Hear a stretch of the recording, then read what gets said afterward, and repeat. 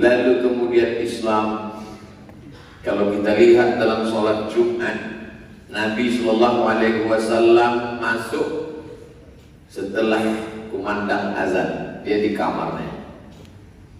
Di antara masjid dengan kamar Nabi ada pintu.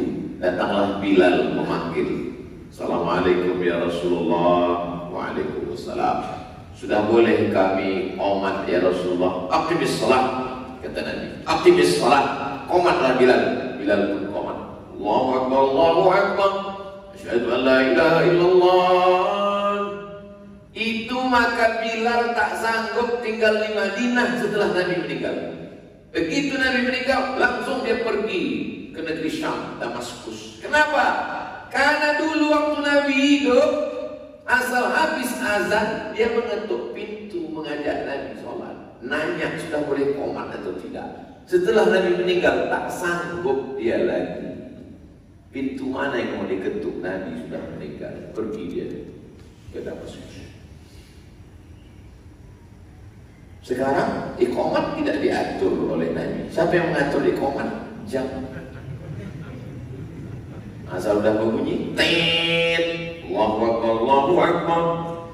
Kenapa masjid diatur oleh jam dinding? Karena sebelumnya iqamat diatur oleh mak-mak di belakang. Qomat, betul. Kenapa dia yang mengatur? Karena dia yang nyumbang paling besar. Maka dalam Islam diatur oleh ilmu pengetahuan. Ilmu pengetahuan diajarkan di masjid.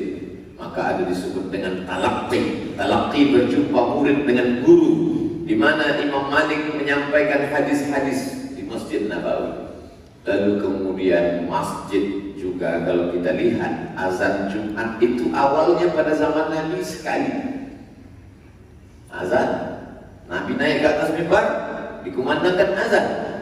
Tapi kemudian pada masa Umar bin Khattab, Utsman bin Affan, orang mulai ramai pasar di masjid samping Masjid Nabawi. Kalau kita menghadap ke arah kiblat, ada pintu sebelah kanan Babus Salam. Di depan Babus Salam itulah ada pasar Islami, pasar Islam untuk mengalahkan pasar Yahudi. Pasar Yahudi riba, tipu-tipu di dalamnya.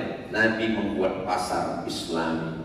Lalu kemudian kalau dibuat azan sekali banyak orang terlambat, dibuatlah azan 2 kali. Asal usul kronologis kenapa azan 2 kali adalah karena bisnis, karena pasar, karena ekonomi. Berubah azan menjadi 2 kali.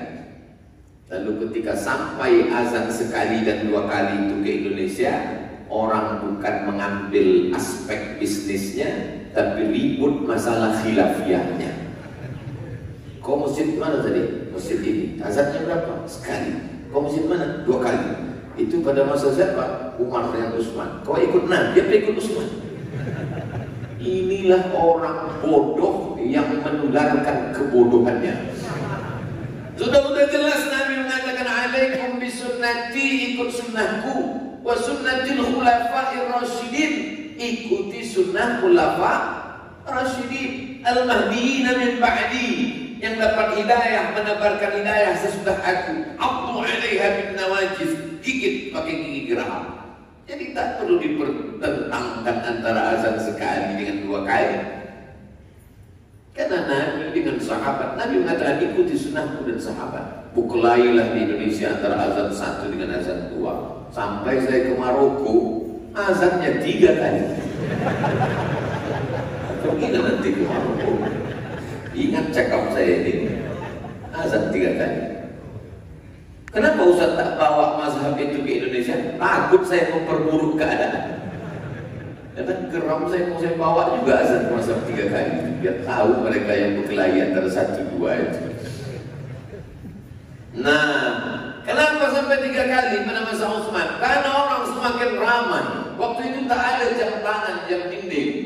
Orang hanya lihat matahari, ragu. Maka azan, dia dengar azan sudah berapa? Sekali, sudah berapa? 2 kali, sudah berapa? Sebagai aba-aba. Azan 3 kali, nah masih lampu hijau. Azan 2 kali, nah ini udah kuning ini. Azan sekali, merah masuk masjid. Ini semua kenapa? Perkembangan bisnis yang luar biasa. Jadi memang idealnya tanah wakaf itu di situ dibangun mall. Dibangun mall terlalu besar Pak Ustaz, supermarket, sehingga orang sholat, pulang sholat dia beli air putih, pulang sholat dia beli kecap, pulang sholat dia beli ikan sarden kaleng, pulang sholat dia belanja, pulang sholat dia bisnis. Perputaran uang umat berada di sekitar masjid. Tapi katanya tak boleh berdagang di masjid. Jelas-jelas hadisnya, la arbahallahu tijaratahu. Siapa yang bisnis jualan di masjid, maka Allah tidak akan memberikan keuntungan pada dagangnya. Itulah yang saya jelaskan di pangkal tadi. Yang dimaksud dengan masjid di situ adalah tempat yang biasa dipakai untuk sholat. Tapi jangan gara-gara saya bilang tadi boleh ada mall di samping masjid, boleh ada lapangan bisnis ruko di samping masjid, lalu besok pagi orang jual bakwan di situ. Bukan itu maksudnya. La arbahallahu tijaratahu.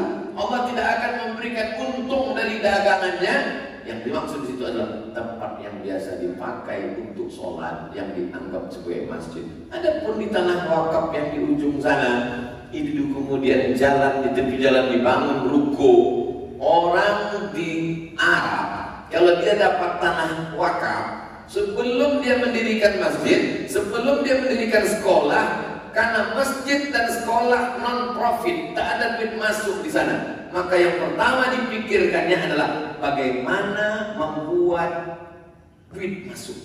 Kira-kira di tepi jalan ini berapa ruko bisa kita bangun? Kalau bisa dibuat di sini 10 ruko, satu ruko sewanya 100 juta, berarti dapat income pemasukan selama setahun, berarti dapat untuk jalur ini saja 1 M. 1 M di sini, 1 M di sini, 1 M di sini, 3 miliar untuk biaya operasional masjid dan pendidikan yang tidak ada income. Karena umumnya pendidikan agama Islam itu diberikan gratis. Itulah baru wakaf. Tapi di tempat kita kalau udah disebut wakaf, pejamkan mata, sebut wakaf. Apa bayangan? Kuburan. Nah kalau disebut tanah wakaf, tanah kuburan. Mestinya di atas tanah wakaf dibangun hotel. Hotelnya hotel apa? Hotel syariah. Owner hotel menyewa tanah, bagi hasil sama pengelola wakaf.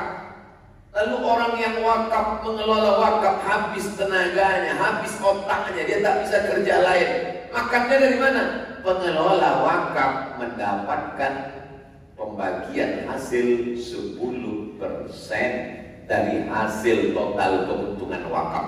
Jadi kalau di atas tanah wakaf itu dibangun ruko, dibangun tower tinggi, dibangun rumah sakit, dibangun di situ klinik, setahun dapat 10 miliar, maka pengelola boleh mengambil 10% dari hasil. Dan itu diatur dalam undang-undang wakaf di Indonesia. Karena Indonesia, alhamdulillah, anggota legislatifnya sudah mengkaji masalah zakat, sudah mengkaji masalah wakaf, dan ada undang-undangnya sebagai payung hukum, sebagai acuan. Kalau tak percaya, tanya Tengku Kadir.